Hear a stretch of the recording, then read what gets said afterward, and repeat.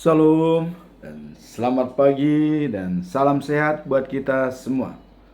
Semoga hari ini lebih baik dari hari yang kemarin.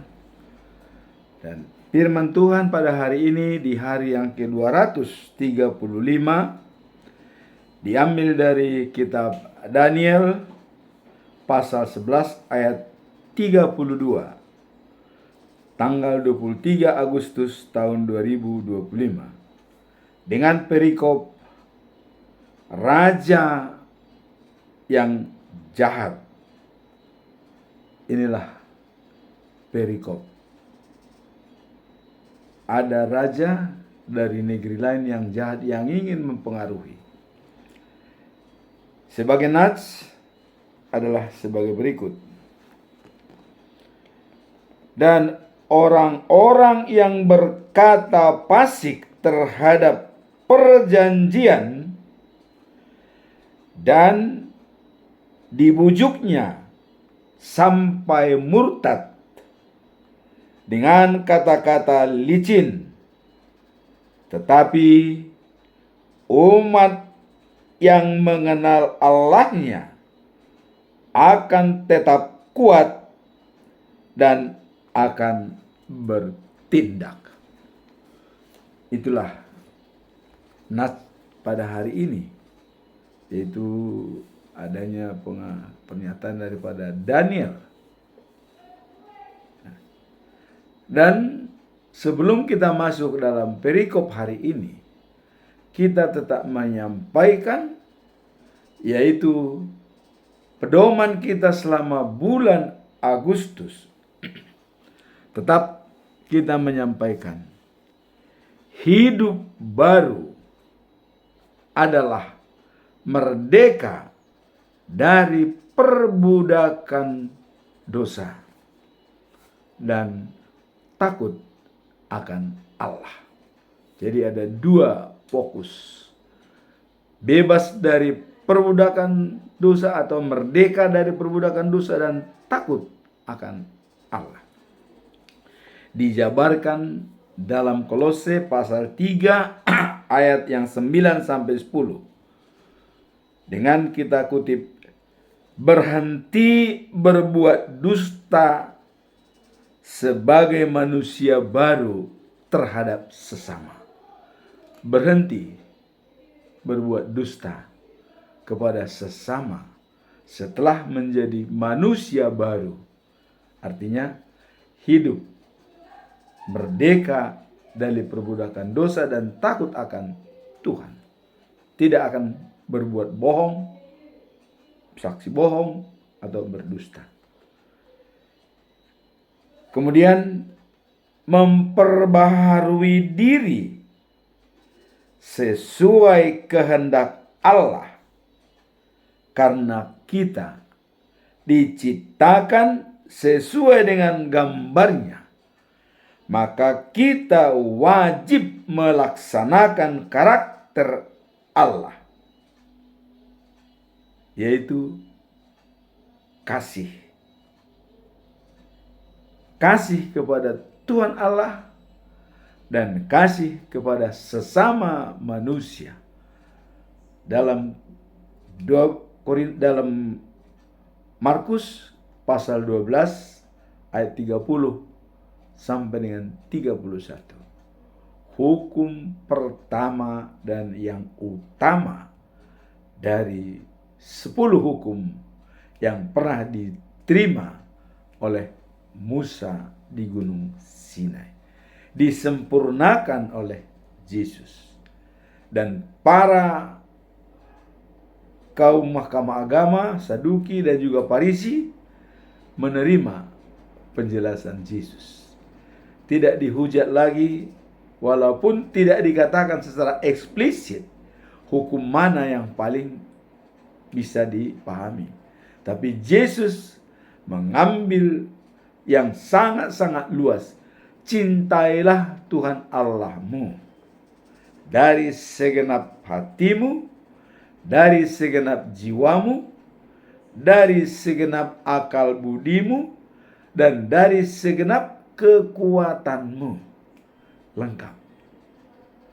Yang hukum yang kedua, cintailah sesamamu seperti diri sendiri. Disinilah dalam memperbarui diri kita menjalankan karakter Allah. Nah, jadi merdeka dari perbudakan dosa, kita harus tahu dulu apa sih dosa itu.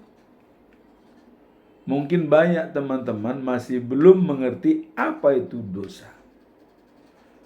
Kita akan buatkan definisi. Dosa adalah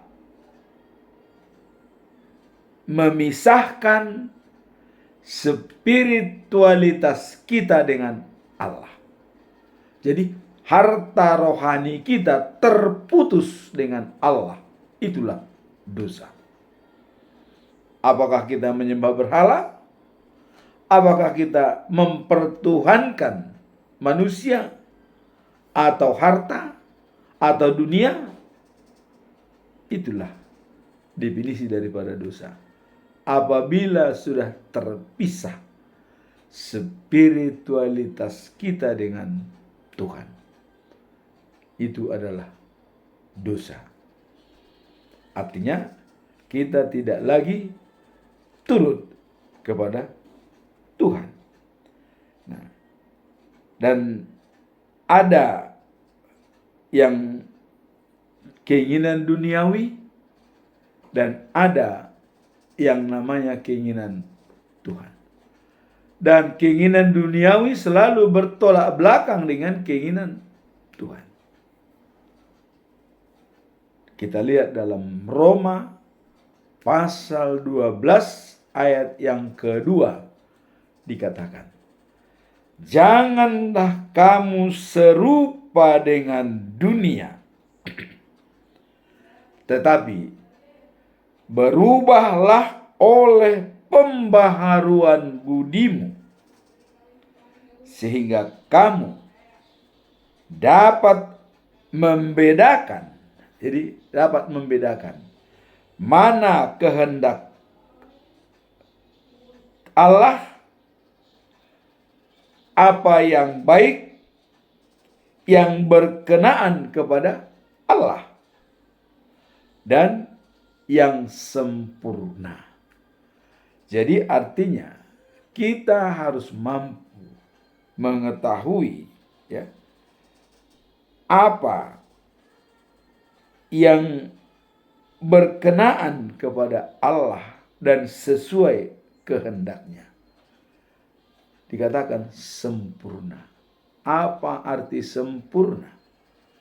Sempurna di sini adalah menyenangkan hati Allah. Itu yang dikatakan sempurna.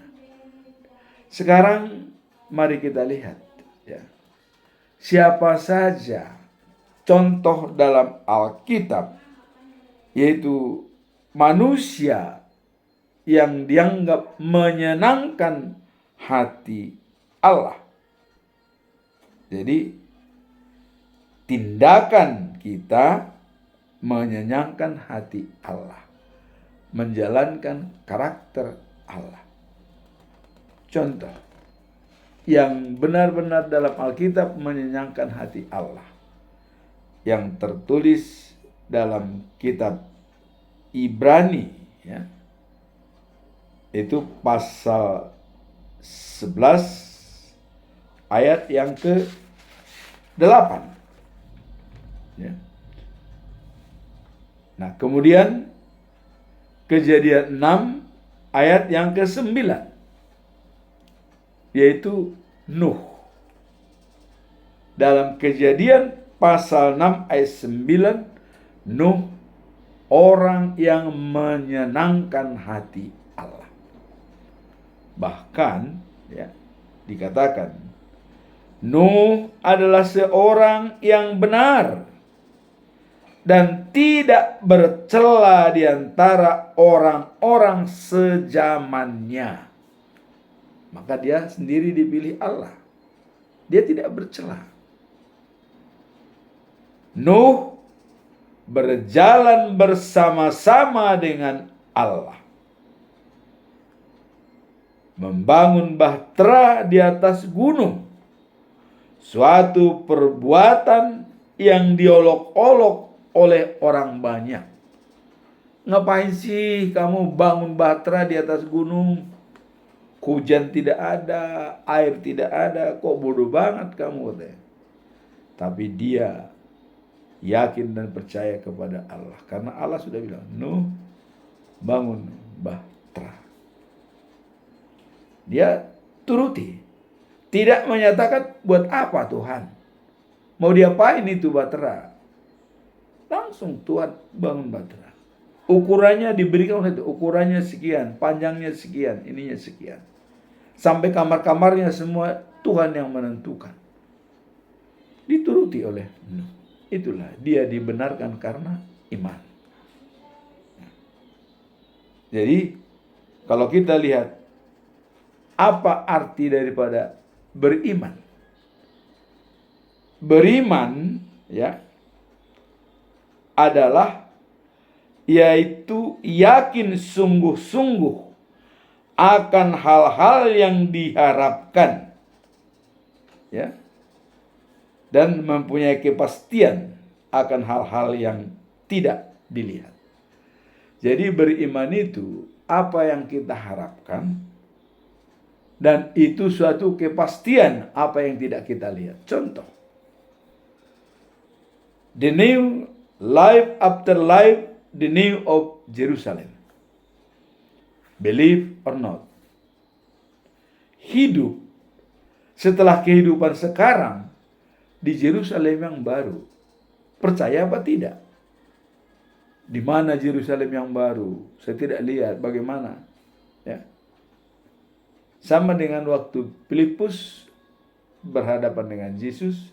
Waktu Yesus mengatakan, Akulah jalan, hidup, dan kebenaran. Tidak ada yang sampai kepada Bapa tanpa melalui aku. Apa kata Filipus? Di mana Bapa itu? Tunjukkan kepada kami supaya kami puas. Dikatakan itu kepada Yesus sebelum Yesus naik ke surga, ya. Di mana Bapa itu? Tunjukkan supaya kami puas. Jadi Filipus hanya mau kepuasan batin untuk dilihat. Tidak dilihat secara iman. Nah, sedangkan Yesus berbicara masalah iman. Bagaimana iman dia? Akulah jalan, kebenaran, dan hidup. Tanpa melalui aku tidak ada yang sampai kepada Bapa, katanya. Di mana Bapa itu? Tunjukkan kepada kami, kata Filipus. Apa kata Yesus? Filipus, sudah berapa lama kau bersama dengan saya? Tapi kok masih belum kenal siapa saya? Jadi sebenarnya karena sudah bergaul dengan Yesus, harusnya mereka tahu tindak-tindak Yesus itu apa. Seperti kemarin kita lihat dalam satu Timoteus, ya, yang kemarin. 1 Timoteus pasal 3 ayat 16, ya. Dan sesungguhnya agunglah rahasia ibadah kita. Rahasianya sudah dibongkar kemarin itu dalam firman Tuhan yang kemarin, bahwa Allah itu adalah Tuhan. Dia dilihat oleh malaikat. Dia menjadi manusia. Dia manifestasi dari Allah. Yesus manifestasi dari Allah. Jadi jelas. Nah, sini Filipus masih bertanya, di mana Bapa itu? Tunjukkan kepada kami supaya kami puas, katanya. Tapi Yesus menjawab, Filipus, kau belum tahu siapa saya sebenarnya selama ini. Sudah lama kita bergaul, kata Yesus. Tapi ingatlah, melihat aku sama dengan melihat Bapa. Apa yang dikatakan di sini? Bapa itu sama dengan aku, kira-kira begitu. Ya, sebagai arti harfiahnya. Melihat aku sama dengan melihat Bapa. Kau cari di mana lagi Bapa itu? Aku bersama dengan Bapa, Bapa bersama dengan aku. Mau kemana lagi Filipus? Itu kira-kira. Itulah pengertian juga di dalam ayat hari ini yang kita lihat. Yang beriman itu adalah berarti yakin sungguh-sungguh akan hal-hal yang diharapkan. Kita mengharapkan apa? Surga. Yakin gak kita sungguh-sungguh kalau surga itu kita raih? Dalam kitab Wahyu, Yerusalem yang baru, langit yang baru, penduduk surga dan penduduk ilahi dan juga penduduk bumi bersatu, berada di tempat yang sama. Langit baru, dunia baru, bumi baru. Saya pernah gambarkan bagaimana gambaran surga. 2.400 kilometer tinggi, lebar, panjang. Tebal temboknya 60 meter. Coba 2.400 kilometer. Disitulah. Dan apakah itu belum terjadi? Belum. Kenapa orang Yahudi tidak begitu yakin kepada Yesus? Karena mereka menganggap itu yang datang, kekuatan itu bisa menghancurkan semua, menghancurkan musuh. Ya. Tapi itu nanti. Makanya Allah mengatakan kepada Daud, dikatakan begini ya. Dari keturunanmu lah yang menjadi raja segala raja, dan pemerintahannya ada di kota Sion selama-lamanya. Itu yang dianggap orang Yahudi, raja segala raja itu belum datang. Memang belum datang. Tapi Yesus datang untuk menyelamatkan dunia. Dan dia akan datang nanti. Datang kedua kali. Jadi Mesias sesungguhnya sudah datang. Karena Allah sendiri yang Mesias itu. Nah, jadi dikatakan dalam untuk Daud waktu itu ya, bahwa dari keturunanmu lah menjadi raja segala raja, dan pemerintahannya di kota Sion selama-lamanya. Orang Yahudi menganggap itulah yang Yesus datang itu dapatkan itu, padahal enggak. Itu nanti setelah langit baru dan bumi baru, lautan enggak ada lagi. Jadi orang Yahudi itu masih mengharapkan seperti itu kedatangan Yesus yang Mesias. Itu hanya beda paradigma. Kerangka berpikir saja orang Yahudi. Kalau saya kerangka berpikir saya seperti itu. Raja segala raja, pemerintahnya di kota Sion, itu udah the New of Jerusalem. Kalau sekarang itu kedatangan Yesus hanya untuk menyadarkan manusia. Karena supaya tidak ada lagi kemarahan Allah kepada dunia ini seperti air bah. Karena Tuhan sudah berjanji tidak akan lagi memusnahkan manusia. Maka dikirimlah Yesus sebagai manifestasi daripada Allah untuk menyadarkan semua orang supaya bertobat. Bagi orang yang tidak bertobat, ya maaf kata, ya sorry aja, ya. Life after life, ya, bukan the New of Jerusalem. Death, life after life. Kematian adalah akhir segala-galanya. Itu bagi orang yang tidak bertobat, ya. Tinggalnya di kuburan, ya kan? Ya, karena bagi dia kematian akhir daripada segala-galanya. Tapi bagi kita tidak. Kehidupan setelah hidup, itu tempat kita, Yerusalem yang baru. Nah, jadi di sini jugalah yang perlu kita lihat bahwa tadi yang beriman itu adalah Nuh, ya. Dia bisa menciptakan suasana dan membangun bahtera walaupun tidak tahu kapan akan dipakai. Kemudian percaya yang kedua adalah Abraham, ya, dia dipercaya oleh Tuhan. Dia pergi, mau kemana dia pergi. Makanya dalam pasal 11 Ibrani pasal 11 ayat 8 dikatakan bahwa ia taat ketika dipanggil untuk pergi ke tanah yang akan diterima sebagai warisan, menunjukkan iman yang besar terhadap janji Allah. Pergi tanpa tujuan, coba. Pergi tidak tahu kemana dia pergi. Pergilah kau katanya, di tanah yang akan ditunjukkan. Ya memang kan dalam kepergiannya itu tentu dia pergi. Jadi saya bisa pergi katanya, dia tunjukkan. Kalau arahnya ke Jakarta, ya mungkin ke Jakarta. Tapi Tuhan memberikan petunjuk. Bukan dilepas begitu saja. Kalau disuruh pergi, pasti diberikan bimbingan. Diajak untuk pergi kemana. Ada. Ya, ada kompasnya. Bukan disuruh pergi begitu langsung. Enggak, tetap dibina oleh Tuhan.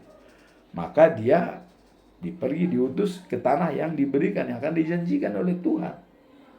Nah, kemudian yang paling beriman yang kuat daripada Abraham adalah dia sudah tua, tidak mungkin lagi punya anak, dan Sarah pun mandul. Makanya dia mengambil anak dari istrinya Hajar, yaitu Ismail. Tapi itu tidak merupakan manifestasi daripada keinginan Allah. Itu karena hanya emosional.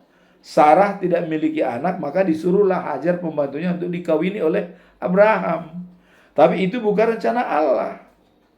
Nah, di sini Allah berpikir, wah, kalau begini nggak benar nih. Maka dijanjikanlah pada saat umur 90 tahun dan Sarah umur 60 tahun, dia akan lahir anakmu yang keturunannya seperti bintang di langit dan seperti pasir di tepi pantai. Jelas. Baru itulah rencana Allah. Dan iman inilah di mana Abraham tetap sabar. Dia menunggu apa perintah daripada Tuhan. Dan juga imannya diuji lagi pada saat anaknya Ishak berumur kira-kira mungkin sudah 10 tahun. Bawalah anakmu itu ke gunung dan serahkan kepadaku. Potong. Dibawa. Harusnya kalau orang sudah lama menantikannya dan susah, bagaimana ini Tuhan? Masa aku serahkan anakku satu-satunya? Terus apa kata orang nanti katanya? Tapi dia tidak. Nurut dia. Ya Tuhan. Dibawalah anaknya itu. Ditanya oleh Ishak, mau kemana saya bapak? Dibawa katanya. Ya, kita pergi katanya. Ke tempat yang ditunjukkan oleh Tuhan. Dibawalah dia. Udah sampai di sana. Mau dipotong. Dan juga anaknya kok ada kayu bakar. Buat apa ini? Nanti Tuhan akan memberikan terbaik. Padahal Ishak tidak, kau yang akan dipotong, tidak dikatakan seperti itu. Padahal kau yang akan dipotong, tidak, Tuhan akan menunjukkan. Dia tetap percaya kepada iman yang kuat, yang tinggi pada Abraham. Dan dia waktu mau dipotong, datanglah, tersangkutlah di sana domba. Abraham, jangan potong anakmu. Saya sudah lihat. Inilah iman yang percaya, yang kuat. Ada harapan yang tidak dilihat. Dan itu bisa menjadi kenyataan. Itulah iman yang kuat pada kita. Sesuatu yang kita harapkan akan tiba. Walaupun tidak kita lihat bahwa itu akan ada. Inilah pentingnya kita komunikasi dengan Tuhan. Nah, kemudian orang yang ketiga yaitu Daud. Daud ini pun dikatakan oleh Samuel ya dalam 1 Samuel pasal 13 ayat 14. Tetapi sekarang pemerintahan baginda. Nah, ini adanya kata Samuel kepada Saul. Karena pemerintahan Saul ya sangat curang, tidak mengikuti aturan yang diberikan oleh Allah, maka pemerintahannya selesai. Maka dikatakan akan ada pemimpin yang baik, yang disenangi oleh Allah. Itulah Daud. Iman apa yang menjadi kekuatan bagi Daud? Dan kita lihat dalam Mazmur pasal 23 ayat 6. Ada statement daripada Daud yang benar-benar masuk akal.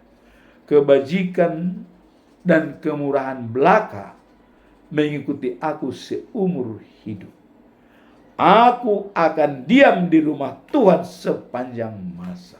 Rumah Tuhan adalah dirinya. Jadi kalau Tuhan diam dalam dirinya sepanjang masa, itulah iman yang kuat pada Daud. Itu yang.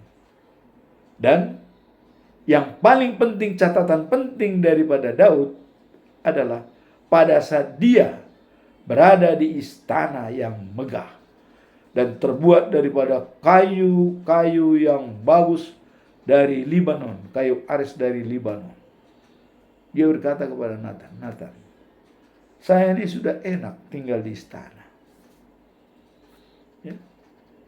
Tapi saya melihat, katanya, peti perjanjian Tuhan kok berada di kemah. Saya akan bangun rumah ibadah, bait suci. Datang Nathan, jalankanlah. Karena kau sudah dibantu oleh Tuhan, sudah menang melawan Amori, Moab, segala macam, Amalek. Ya, tentu. Buatlah kalian. Tapi pada saat itu, pikiran Daud, rencana dia, direspon oleh Allah dengan mengatakan kepada Nathan, sampaikan kepada Daud, bukan dia yang membangun bait suci kepada saya. Walaupun Daud sudah mengumpulkan ratusan ribu ton emas dari jarahan melawan Amori, Amalek, semua sudah dikumpulkan untuk persiapan bangun bait suci. Maka dia bilang, saya akan bangun bait suci. Tapi Tuhan mengatakan, anak kandungmu yang akan membangun bait suci kepada saya. Ditentukan oleh Allah sendiri. Anak kandungnya. Artinya itulah Salomo yang membangun bait suci 40 tahun lamanya. Coba. Padahal Salomo belum lahir. Dan sudah dikatakan anak kandungmu sendiri. Kemudian poin yang kedua yang paling benar-benar adalah dari keturunanmu sebagai raja segala raja dan pemerintahannya berada di kota Sion selama-lamanya. Inilah paradigma daripada Yahudi. Udah raja dari segala raja berarti itu sangat hebat, kuat. Tidak mungkin ada yang menandingi. Jadi kekuatan yang benar. Kapan pun pasti takut. Sudah raja dari segala raja. Pemerintahnya di kota Sion. Tapi apakah itu terjadi sekarang?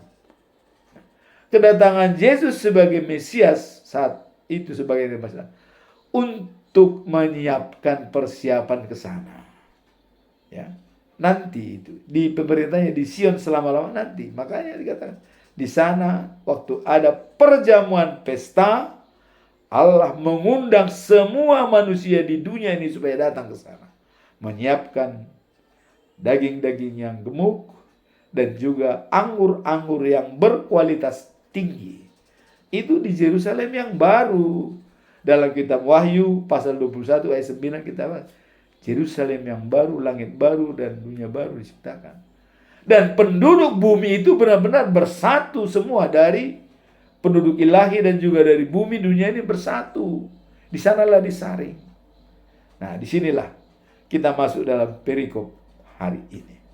Jadi yang benar-benar dibenarkan karena iman adalah Nuh, Abraham, dan Daud.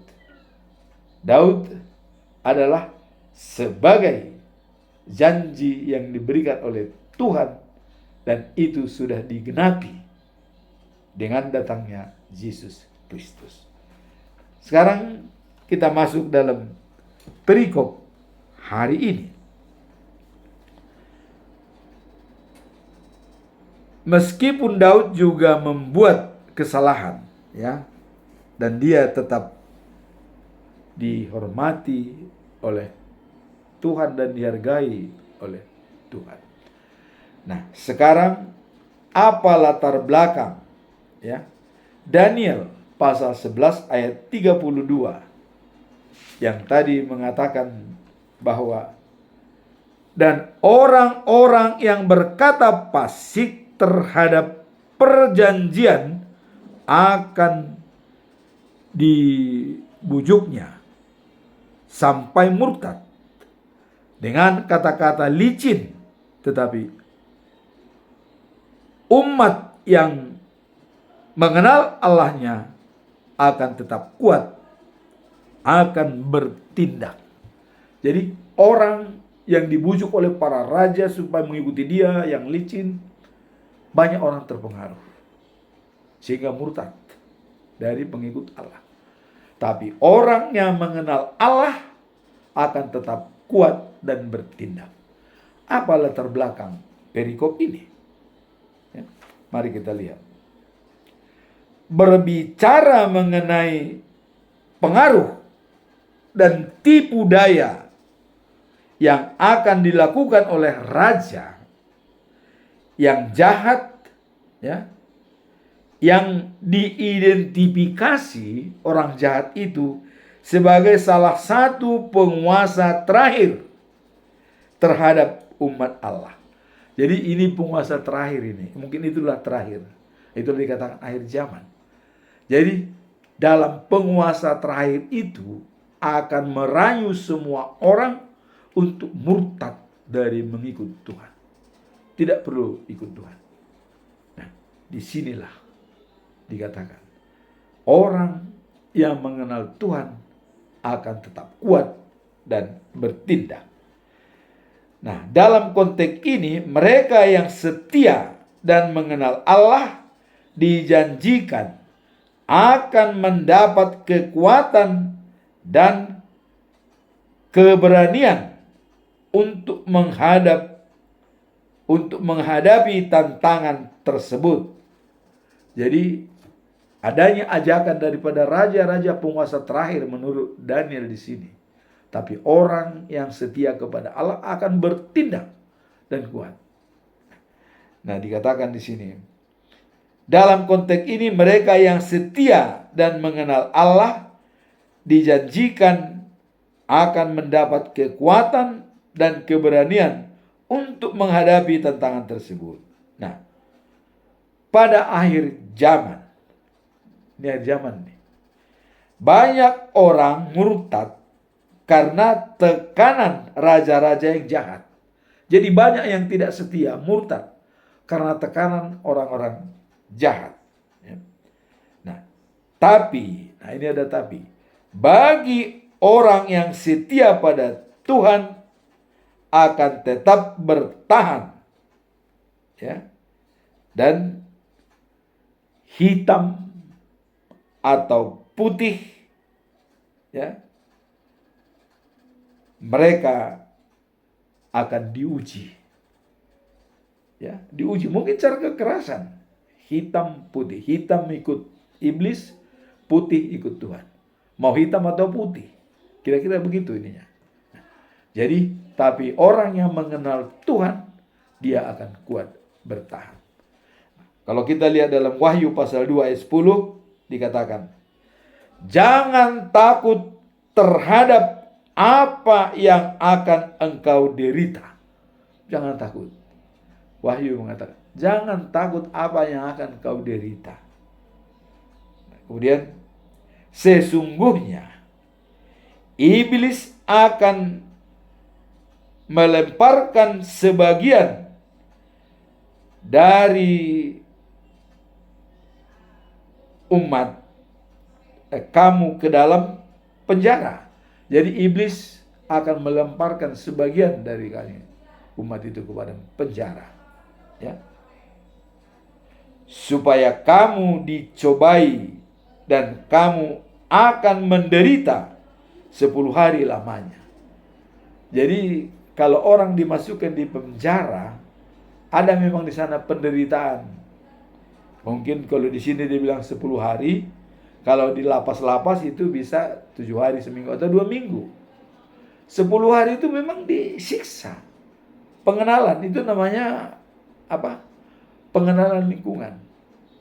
Ya, jadi mepinar itu. Jadi dikenalkan di sana, dicoba, tidak makan dan susah minum dan susah bergerak. Itu 10 hari. Memang di penjara. Nah, di sini juga dikatakan di penjara supaya kamu dicobai dan kamu akan menderita 10 hari lamanya. Nah, hendaklah engkau setia sampai mati, dan aku akan mengaruniakan kepadamu mahkota kehidupan. Jadi walaupun ada penderitaan, nanti dilemparkan ke dalam penjara, ya, dicobai. 10 hari itu dicoba, kuat tidak iman? Tahan tidak? Bertahanlah sampai mati dikatakan. Walaupun sampai mati kita tetap setia. Inilah. Jadi nyawa pun diambil, Tuhan tetap Tuhan. Tidak pernah kita berubah. Itu yang mau disampaikan di sini. Jadi dengan adanya tekanan-tekanan dari si iblis itu, bahkan dipenjarakan dan dicobai, kita tetap mau penjara, mau tidak dipenjara, kita tetap dalam situasi apapun. Itulah yang diperlukan, punya integritas yang tinggi. Ya. Nah, itulah latar belakang daripada ayat ini. Jadi akan ada semacam tekanan dari raja, tapi kita diingatkan yang kuat dan setia mengenal Tuhan akan diberkati dan dikuatkan. Tinggal pikiran kita. Bagi orang yang seperti separuh minyak, separuh air, dia akan mungkin tenggelam. Atau bagi orang yang masih ragu-ragu tadinya mengenal Yesus di dunia ini, dia akan tenggelam. Tapi bagi orang yang sudah setia kepada Yesus dan dia adalah juru selamat, tidak ada keraguan. Ya. Kalau kita mati, memang itu tujuan kita, mati, bukan hidup. Ya, mati di dunia ini. Tapi akhirnya kita hidup, life after life. Kemudian kita masuk dalam poin yang kedua. Apa tujuan utama dari Daniel membawakan ayat ini? Apa tujuan utamanya, kawan? Ada nanti gangguan dan kuatkan imanmu. Latar belakangnya ada pengaruh-pengaruh di akhir zaman. Maka dikatakan kita tetap kuat beriman kepada Tuhan. Seperti 3 sosok tubuh tadi yang kuat iman, Nuh, Abraham, dan Daud.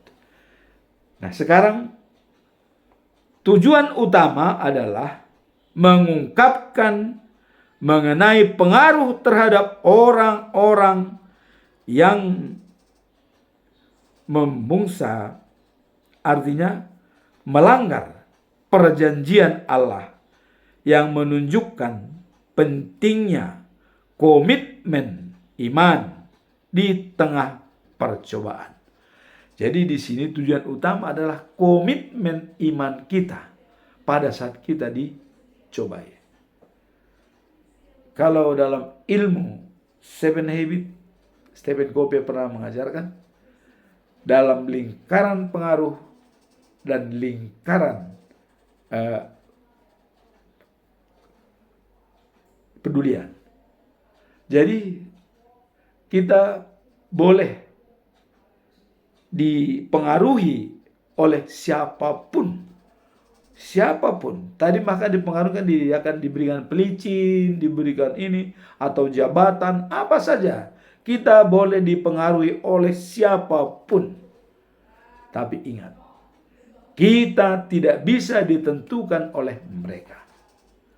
Apalagi masalah harta spiritualitas kita. Kita adalah kita dalam situasi apapun. Itulah yang dikatakan integritas spiritualitas kita. Spiritualitas kita benar-benar punya integritas sesuai kata dan perbuatan, dan tidak mau dipengaruhi oleh apapun dan tidak boleh ditentukan oleh siapapun. Tapi kita adalah kita dalam situasi apapun. Kita menentukan diri kita sendiri.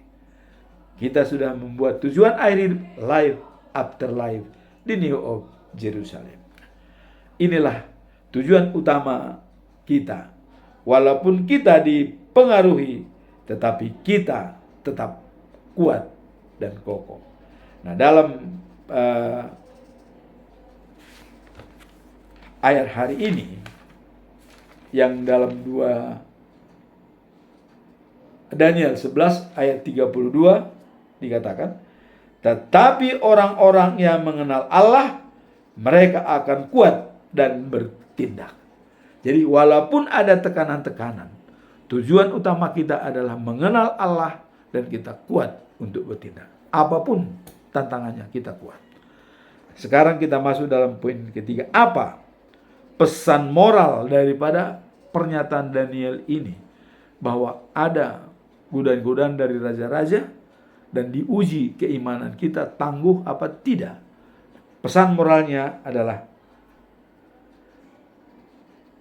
tentang bagaimana orang-orang yang beriman dapat mengatasi tantangan dan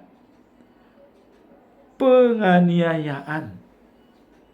Jadi orang yang beriman yang tahan uji menghadapi tantangan dan penganiayaan. Itu pesan moralnya. Apakah kita kuat menghadapi tantangan dan penganiayaan yang akan datang? Ini diberikan kepada kita. Maka ada istilah itu, takut karena salah, berani karena benar. Jadi courage and considerate. Kita harus punya keberanian dan juga punya timbang rasa. Timbang rasa kita adalah Tuhan satu-satunya sebagai juru selamat. Itu timbang rasa, tidak ada yang lain. Ya. Kita berani karena kita punya timbang rasa bahwa Tuhan satu-satunya sebagai juru selamat kita. Akulah jalan, kata Yesus. Tidak ada sampai ke Bapa tanpa melalui aku. Itu kita ingat. Jadi dalam hal kita menjalani hal-hal yang sulit, hal-hal yang melawan atau menekan kita, kita ingatlah Yohanes pasal 14 ayat 6. Akulah jalan, kebenaran dan hidup. Jadi kalau hidup kita itu adalah Yesus, kalau kita mati pun sudah tetap hidup. Itu maksudnya. Maka Yesus mengatakan, akulah roti hidup.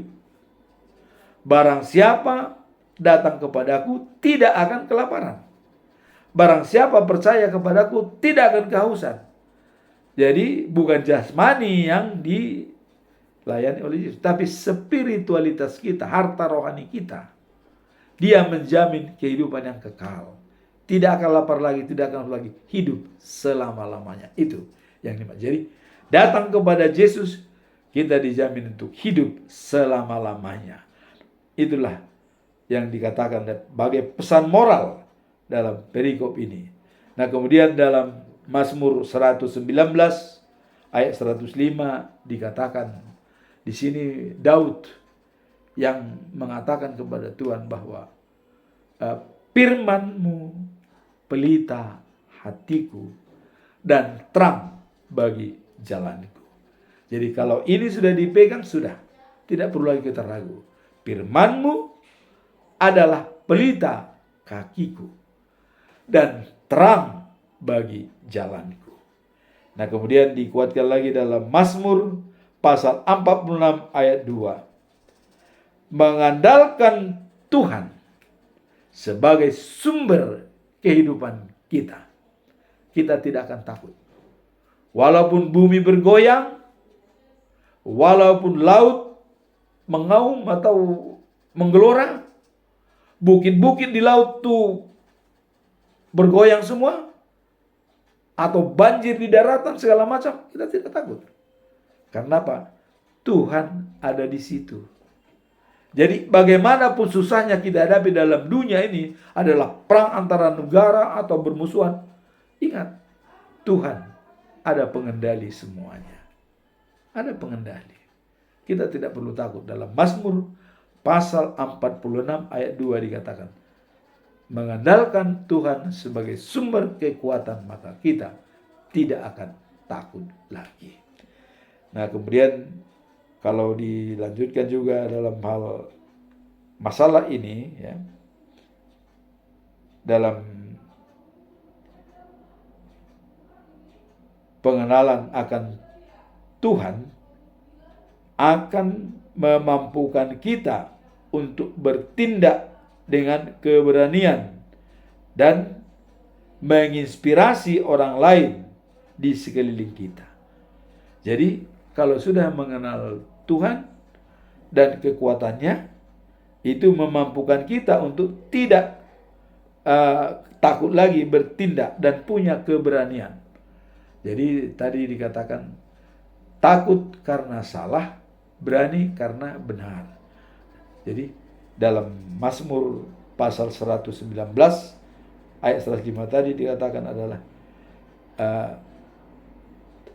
Firman Tuhan pelita kaki kita dan terang bagi jalan kita.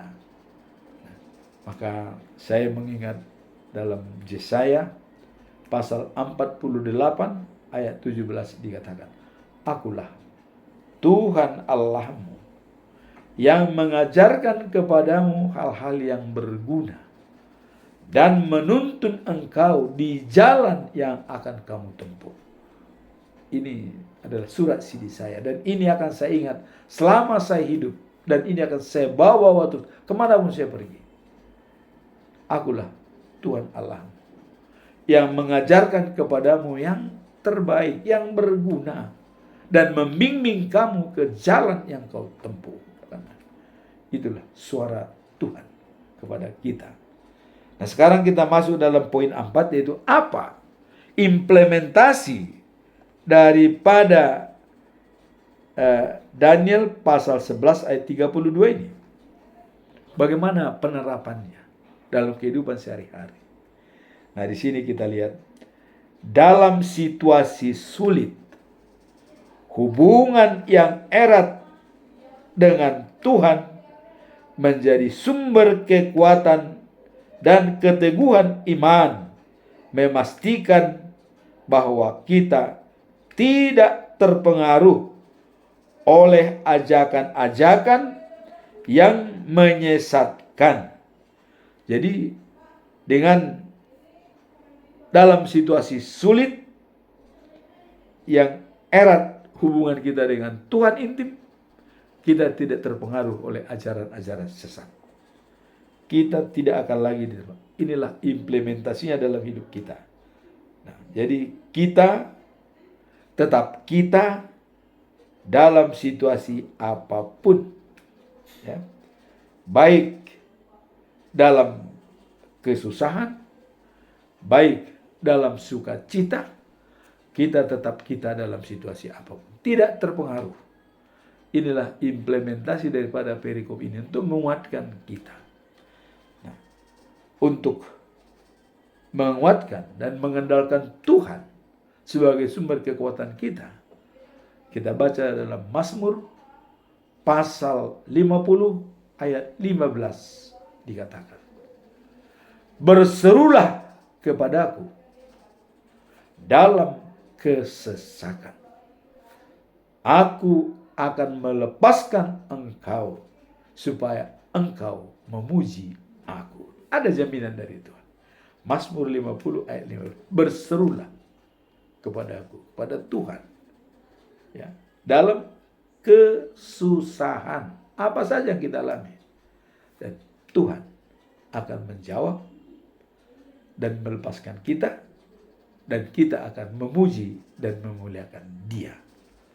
Nah, kemudian dilanjutkan dalam Mazmur pasal 50 ayat 23 dikatakan, ya, dikatakan adalah mengucap syukur dalam segala hal, baik suka maupun duka, dan memberikan lapang jalan Tuhan dalam diri kita.